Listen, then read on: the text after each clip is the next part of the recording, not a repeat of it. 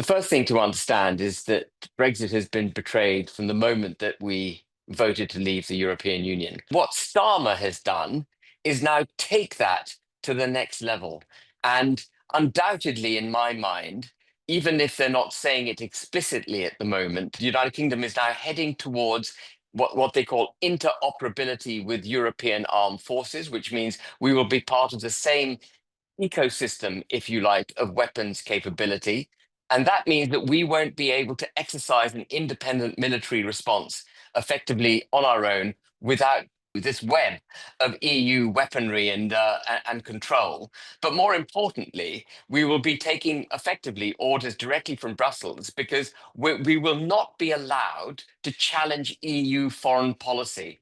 And we've already applied to join something called PESCO Mobility, which is a permanent structured cooperation project.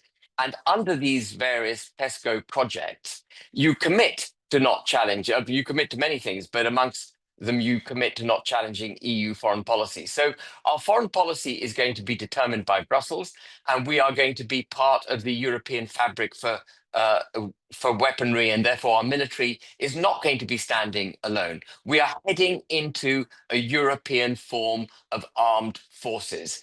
And then apart from that, what he did this morning was obviously give up on freedom of movement. He's taken our borders down. Only last week, he was talking about the importance of controlling immigration, but he's going to reinstitute Erasmus, allow people to fly around Europe and the United Kingdom without having to show a passport. He banged the drum of how wonderful it was that we wouldn't have to go through passport control. We could just go through the e-gates. That is great. That's a great convenience, but I don't think the convenience is worth giving up our sovereignty. He signed us into the sanitary and phytosanitary arrangements of the European Union, which is their regulatory framework for agri-goods, again, making us subject to the European Court of Justice, because it'll be the court that determines whether or not the UK is complying with its obligations. He's made us dependent now on EU energy policy by signing into the electricity program with the European Union. And fundamentally, a country can't stand on its own 2 feet if it doesn't have an independent energy policy, an independent source of energy. Now we're joining the EU electricity program.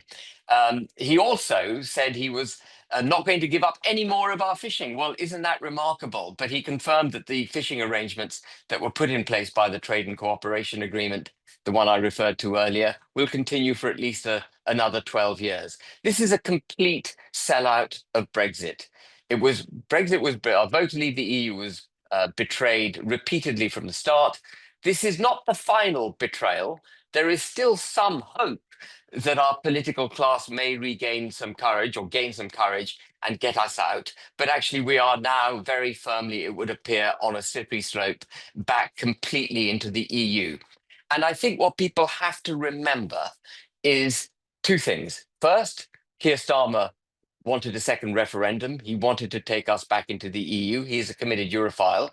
And second, and some viewers may not have seen this, but he was caught when he thought he was off camera in September 2023 in Montreal. And he said that if I were ever to become prime minister, I will take us so closely in alignment with the EU that you won't be able to tell the difference about whether we're a member or not. And that is the agenda that is now unfolding. This European Defence Pact is absolutely the beginning of our ceding control of our military to Brussels. As I mentioned, we're already part of the European Defence Fund, into which we contribute millions. And the purpose of the European Defence Fund is to create military interoperability across Europe, which is effectively a web of EU-controlled military weaponry. And we're going to be part of that now. So we won't be able to extract ourselves and become an independent military power. But as I also mentioned, we have to accept all EU foreign policy, and for that, read a commitment to EU foreign policy through our military. And this is not a complete membership of the European Defence Union, but that is the direction in which we're now heading. So President Trump, unlike Europe, has rediscovered after many years of governance in the US and across Western civilization on what I call a sort of liberal, global, supranational basis. And he's discovered the importance of nation states, in his case, obviously, the United States of America. And he is making America great again. And he is doing everything as he should, in my view, as president of the US, to support, promote, and make the United States a prosperous and powerful country. So he is ditching net zero, whereas we are committed to it through the European Union.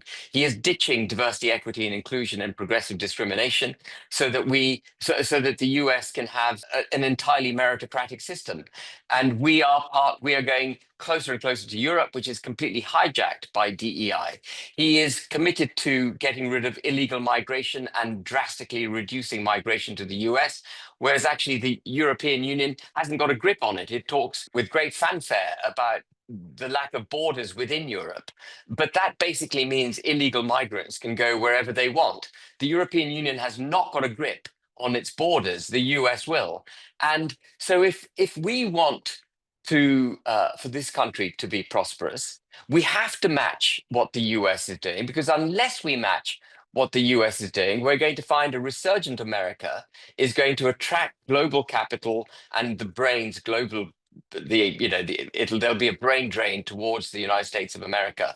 People leaving the UK and going there, businesses leaving the UK and going to the United States of America. If you've got less taxes, less regulation, less control from the state of businesses in the US, they're bound to go there. And so for us to be getting closer to Europe at a time when America is taking a completely opposite approach to governance to Europe is a fundamentally flawed mistake by the Prime Minister. The United Kingdom needs to govern the United Kingdom for the interests of the United Kingdom and its people.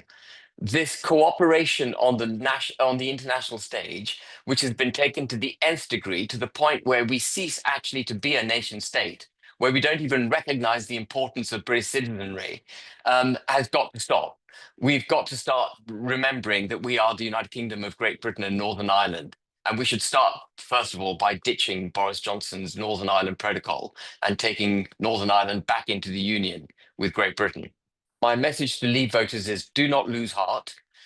We have been betrayed time and time again, but this government will not be in place for more than another 4 years. And there will be a pro-British government after that. Of that, I am certain.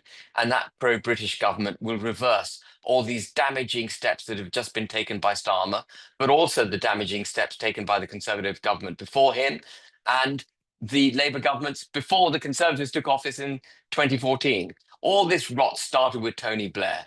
And we will, I think, get a government in 2029 that recognizes that and will reverse everything. So by joining the sanitary and phytosanitary regime and the carbon trading market with the European Union, we are becoming rule takers again. We are handing over sovereignty. This is what they call dynamic alignment. When the EU changes its laws, we have to adopt them. That is like being part of the European Union. Moreover, if we breach those laws, then the European Court of Justice is the adjudicating body to determine, whether or not we breach them and what the sanctions should be. This is the giving up of sovereignty. It is the opposite of what we voted for in 2016. Any deal which takes us closer to the European Union is a bad deal for the United Kingdom. The European Union stands against nation states. It stands against the individual prosperity of nation states. It stands against national culture. It stands against national constitutions. It stands against national democracy. It wants to empower itself. It wants governance from Brussels, most of it not democratic. Anything that takes us closer to the European Union is bad for this country.